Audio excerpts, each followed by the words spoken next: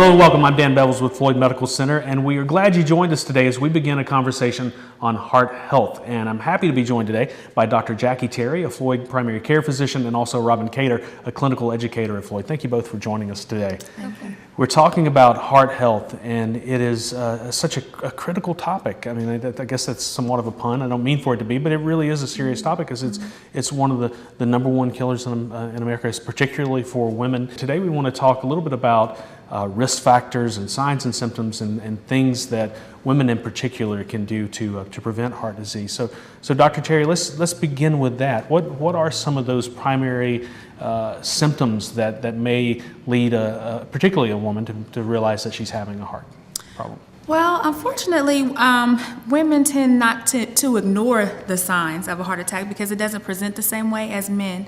Typically, you see the picture of the gentleman clutched over, holding his chest, feeling short of breath, and that's what people think of when they think of a heart attack. And sometimes in women, it is a lot more vague symptoms, maybe some nausea, upset stomach that won't go away, feeling more short of breath than usual, pain that can radiate up the neck, down the left arm, or even some back pain. So sometimes it's not as simple as just, chest clutching, chest pain, and you know automatically that it is a heart attack. And what that means is that sometimes as women, we ignore it and say, oh, it's just a stomach bug.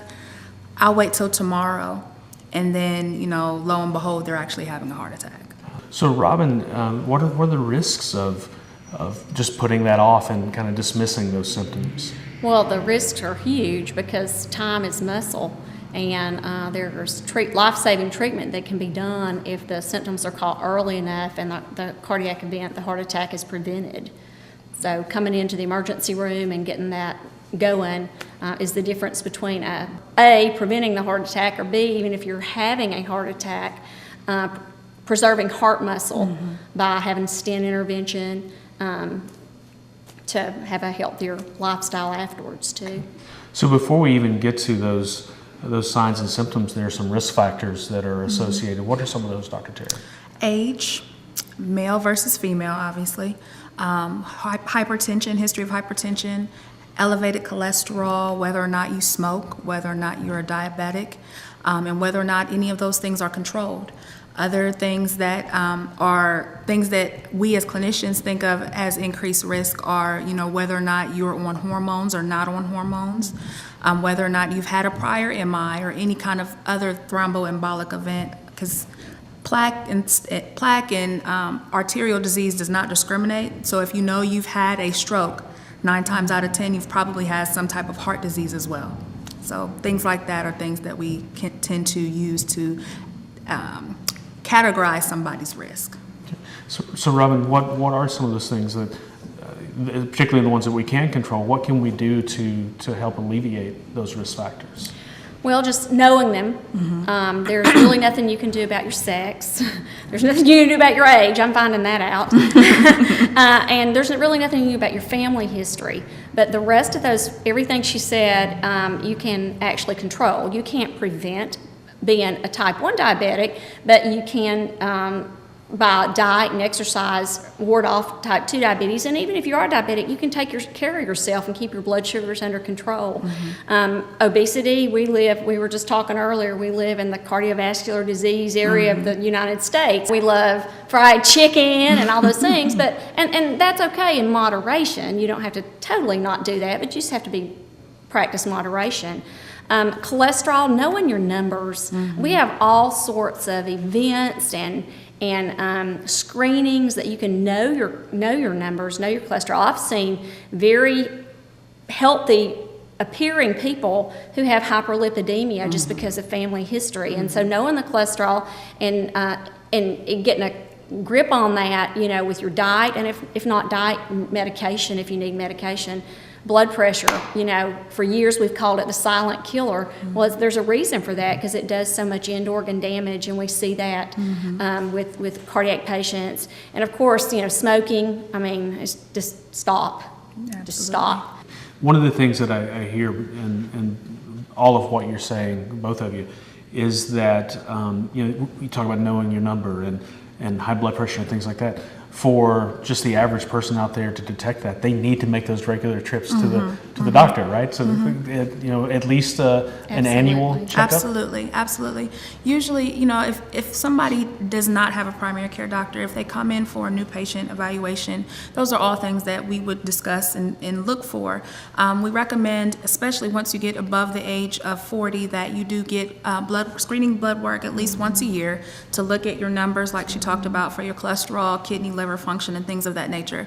That way, if you do have an unknown, familial disease that causes you to have higher cholesterol values than normal, you catch it early, so that you can start the dietary changes, the lifestyle changes, and if necessary, medication as soon as possible. And also with blood pressure issues, if you catch it early, it's a lot easier to get control and manage those things the younger you are, and the less resistance in your arteries. It's a lot easier for the medications to work. So absolutely, at least at minimum, a yearly physical just to get those things checked out. So you're never too young to begin. Never too young, no. Okay. So and just kind of wrapping things up, what are some really basic things that women in particular can do to take care of their heart? I think to do the things we talked about, to exercise, to have a healthy diet, moderation, exercise, and that's a lifestyle moderation too. Women tend to think that we have to do everything and we have to do it in the next 5 seconds.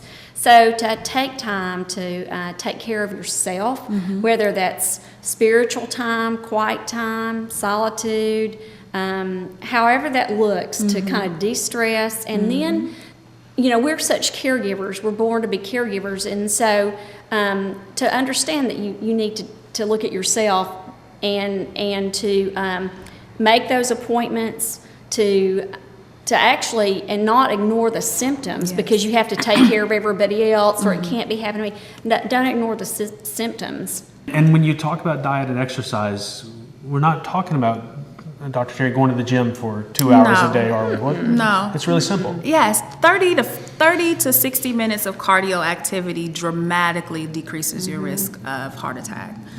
So just, even if you can't commit to running a marathon, that's reasonable. All you have to do is just walk and get your heart rate up for 30 minutes a day, and that alone will help decrease your risk of a heart attack. Any diet things in particular to watch out for? So typically, we recommend that patients follow what we call a Mediterranean-style diet. Mediterranean-style diet is a diet that is high in lean protein, so like chicken, fish, turkey, things like that, vegetables, fruit, and lower in red meats and fatty foods. You just want to limit those things. In general, if you just take the approach that you want to make half of your plate vegetables and then a fourth of it be some type of lean protein, in general, you're doing what we would recommend. Everybody has their vice. Everybody, has a few things that they like to indulge in every now and then. And like she said, in moderation, it's fine. It's not going to kill you, but in general, just a low-fat, low-cholesterol diet is what we recommend. Before we go, we've talked a lot about women and their heart health, but these tips apply to men also. Absolutely, yes, So, yes. But you did say the symptoms present themselves differently. How might it present differently in a male? So men do tend to have more classical symptoms, like I said, the chest clutching pain, feeling short of breath, feeling, doubled over, pain radiating to the neck and down the left arm. And then they also have an added benefit of, usually there's a woman telling them, oh, you're having chest pain, go to the ER. But that's typically the classical presentation, and men tend to get to the ER faster than women do when they're having heart attack symptoms. Okay. Well, very good. Well, thank you both for joining us. We really appreciate it. Great tips, and we want folks to live healthy. Thank you. Thank you very much. And thank you for joining us. And make sure you check out heart.floyd.org, because all of the information that Dr. Terry and Robin have talked about is right there. We've got information about Know Your Numbers, what exactly that means, and how you get to know those numbers, and also a great risk assessment that will help you determine if some of these things that we're talking about are appearing in your own life. So go to heart.floyd.org, and by all means, see your family physician. And if you don't have one, there's information about our doctors right there as well, and also on floyd.org. So if you need a family physician, you can find one that matches just those things that you're looking for in a physician at floyd.org. Thanks so much for joining us, and we'll talk to you again soon.